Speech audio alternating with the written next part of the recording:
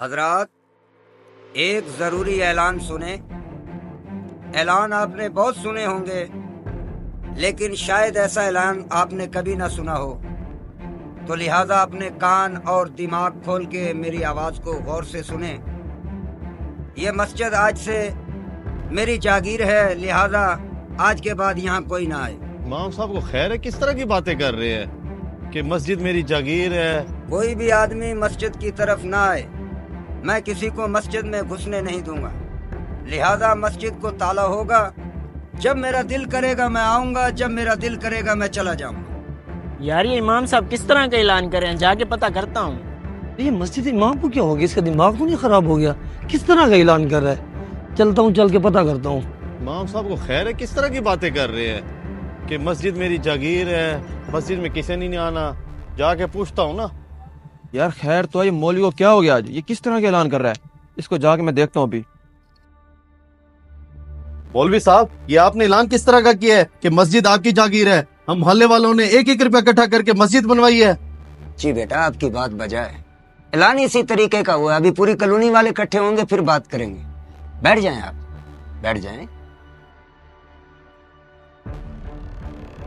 مولوی صاحب، آپ کا دماغ تو نہیں خراب ہو گیا؟ آپ کس طرح کا اعلان کر رہے تھے کہ مسجد میری جاگیر ہے، آج کے بعد کوئی مسجد میں نہ آئے؟ خیر تو ہے، آپ کو کیا ہو گیا ہے؟ مولوی صاحب ایسی باتیں کون کرتا ہے؟ یہ مسجد سب نے پائی اکٹھی کر کے بنائی ہے۔ ارے میرے بھائی، ابھی تو آپ کو دیکھنے کو اور نظارے ملیں گے۔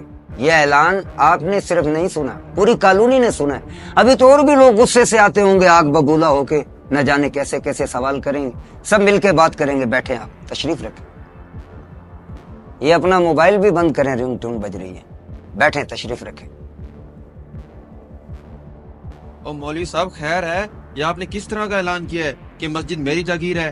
آپ کے پاس مسجد کے کاغذات ہیں کیا؟ اسا بیٹا بیٹھ جائیں، آپ سارے آ گئے، ابھی میں آپ کو مسئلہ بتاتا ہوں۔ بیٹھیں آپ۔ او مولوی، میرے پاس بیٹھنے کا وقت نہیں ہے، میں اپنا قیمتی وقت نکال کے آؤں، بتا مسئلہ کیا ہے؟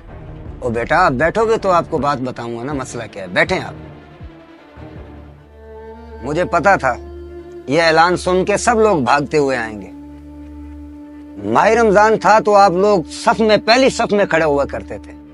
کیا خیال ہے، یہ ماہ رمضان کے بغیر ثواب نہیں ہوتا نماز پڑھنے کا؟ کیا آپ نے اللہ کے نبی کی حدیث نہیں سنی؟ جس نے جان بوجھ کر ایک نماز چھوڑ دی، اس کا نام جہنم کے دروازے پہ لکھ دیا جائے گا، باروز قیامت اسے وہاں سے گزرنا پڑے گا۔ تو کیا اللہ کی عبادت صرف ماہ رمضان میں ہی کی جاتی ہے؟ آگے پیچھے اللہ کی عبادت کرنے سے ثواب نہیں ہوتا؟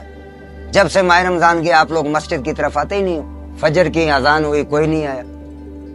ظہر کی اذان ہوئی، کوئی نہیں آیا۔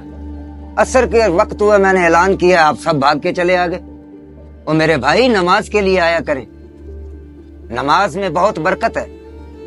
اور میرے بھائیوں، مسجدیں تو بنوا لی، ان مسجدوں کو آباد بھی کریں، نہ جانے کون سی دنیا میں ہم گم ہیں۔ اللہ ہم سب کو دین سے جڑنے کی توفیق عطا فرمائے۔ اور میرے بھائیوں، کیا ہم نے مرنا نہیں ہے؟ اللہ کو ہم کیا جواب دیں گے؟ تو میرے بھائیوں، نماز پڑھا کریں، یہ دنیا فانی ہے، سب چھوڑ جانا ہے، ہم اللہ کو کیا جواب دیں گے؟ تو اس لیے میرے بھائیوں، دین سے جڑیں، نماز پڑھیں۔ امام صاحب نے بالکل ٹھیک فرمایا، ہم لڑنے کے لیے تو سب لوگ آ گئے، لیکن ہم نے نماز کے لیے وقت نہیں نکالا۔ تو آج سے ہم سب وعدہ کرتے ہیں کہ 5 وقت کی نماز جماعت کے ساتھ پڑھیں گے انشاءاللہ۔ اگر آپ کو ہمارا یہ میسج پسند آیا ہو تو اس کو صدقہ جاریہ سمجھ کر ضرور شیئر کریں۔ شکریہ۔